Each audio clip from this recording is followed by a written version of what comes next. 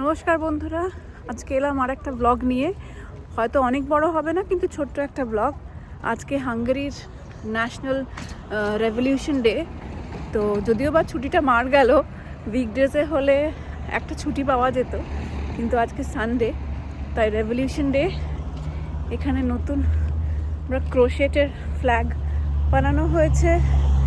এখানে আমার হাজব্যান্ডের ব্যাচ, এখানে আমার ছোট্টটার ব্যাচ, যেটা বাটারফ্লাই, ওর খুব ফেভারিট।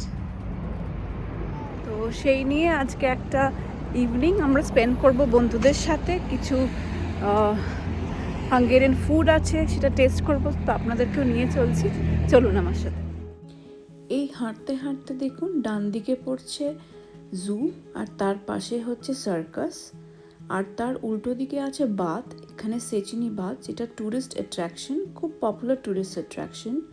এখানে বুডাপেস্ট এবং হাঙ্গেরিতে ফেমাস বাথস আছে, টার্কিশ বাথস, যেখানে কখনো ব্লু ওয়াটার্স আছে, অনেক রকম টেম্পারেচারের পুলস আছে, কখনো ঠান্ডা কখনো গরম, আবার কখনো সনা আছে। তো সেরকম টাইপের, যেরকম আমাদের নর্থ ইন্ডিয়াতে থাকে না ওই স্প্রিং ওয়াটার বাথ, সেরকম টাইপের, বাট এটা আরও অনেক বড় এলাকা জুড়ে হয়। এবং এখানকার ডক্টরসরাও অনেক সময় রেকমেন্ড করে স্কিন ট্রিটমেন্টের জন্য সনা করতে এবং বাতে যেতে। অনেক মেডিকেটেড বাতও আছে, যেখানে আমরা গেছি অনেকবার, সেচিনিতেও গেছি। নেক্সট টাইম যখন যাব তখন আপনাদেরকে সঙ্গে নিয়ে যাব, আরও ভালো করে দেখাতে পারবো। যেমন টার্কিশে বলে না হামাম, এটা হচ্ছে সেই হামাম টাইপেরই। চলুন আপনাদেরকে নিয়ে চলি তাহলে আবার আগের দিকে।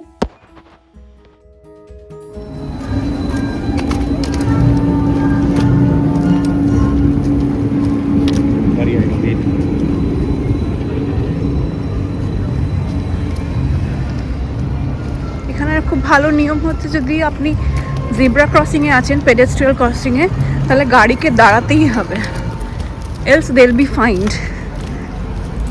তো ফার্স্ট প্রায়োরিটি হচ্ছে পেডেস্ট্রিয়ানস, তারপর সাইকেল ওনার্স, তারপর আসে গাড়ি।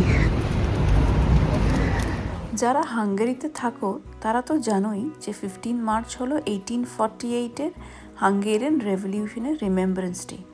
এই দিনে হাঙ্গেরিয়ানরা সেলিব্রেট করে ফ্রিডম, ইন্ডিপেন্ডেন্স আর ন্যাশনাল ইউনিটি। শহরের রাস্তাগুলো ছিল লাল, সবুজ, সাদা ফ্ল্যাগ দিয়ে সাজানো।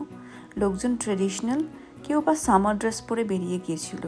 আর ছোট্ট ছোট্ট কালচারাল প্রোগ্রাম ছিল সব জায়গাতেই। সামনে আবার ভোট আসছে, তার জন্য ক্যাম্পেনিংও চলছিল। এটা হচ্ছে এখানকার পার্ক হলো। পার্কিং করার পরে এখানে জাস্ট নাম্বারটা দেওয়ার পরে আপনি অ্যাপে গিয়ে পার্ক করতে পারেন। অটো কেটে যাবে যখন you are leaving the parking. ওয়েদারটা এত সুন্দর ছিল যে বাইরে না বেরোলেই হয় না। বন্ধুরা মিলে ছোট্ট একটা গ্যাদারিং করলাম, হাসি, গল্প, আড্ডা আর একদম রিল্যাক্স ভাইব।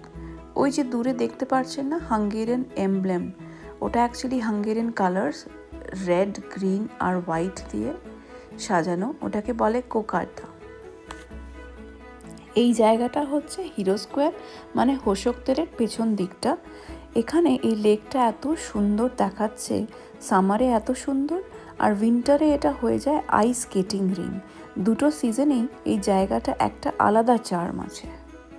হিরো স্কোয়ারের পাশেই দেখলাম ল্যাঙ্গোসের দোকানে সামনে একটা বিশাল লাইন। ল্যাঙ্গোস একটা হাঙ্গেরিয়ান কুইজিন। হাঙ্গেরিতে হলিডে মানেই লাইনে দাঁড়ানো, আর লাইন মানেই ল্যাঙ্গোস। Garlic cream, cheese, sour cream, সব ফ্লেভারেই গন্ধ মুখে জল এনে দিচ্ছিল। লাইনটা বড় হলেও এই এক্সপিরিয়েন্সটা মিস করা একদমই যায় না। আজকের দিনটা ছিল একদম সিম্পল, একদম warm, sunny weather, friends, Hungarian culture আর একটা ছোট্ট অ্যাডভেঞ্চার।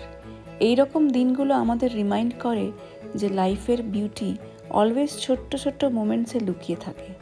ধন্যবাদ আজকের ব্লগটা দেখার জন্য। লাইক করবেন, কমেন্ট করবেন, সাবস্ক্রাইব করতে ভুলবেন না কিন্তু। ভালো থাকবেন, নিজের যত্ন নেবেন, খুব ভালো থাকবেন। ফিরে আসবো আর একটা ব্লগ নিয়ে, ততদিন টাটা।